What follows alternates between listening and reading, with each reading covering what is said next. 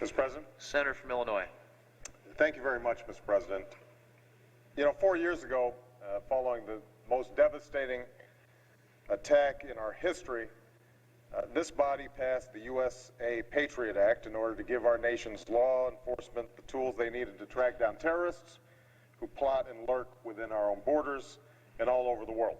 Terrorists who, right now, are looking to exploit weaknesses in our laws and our security to carry out attacks that may be even deadlier than those that took place on September 11th. We all agree that we need legislation to make it harder for suspected terrorists to go undetected in this country. And we all agree that we needed to make it harder for them to organize and strategize and get flight licenses and sneak across our borders.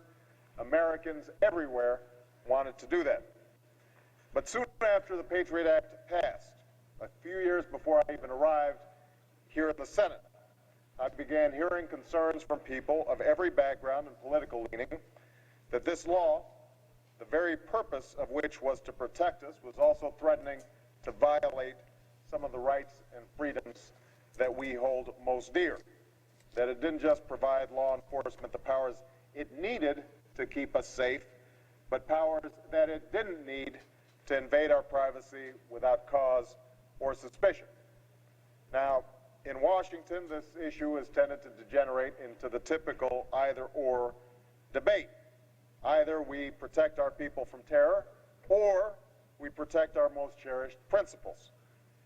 I would suggest, Mr. President, that this is a false choice. It asks too little of us, and it assumes too little about America.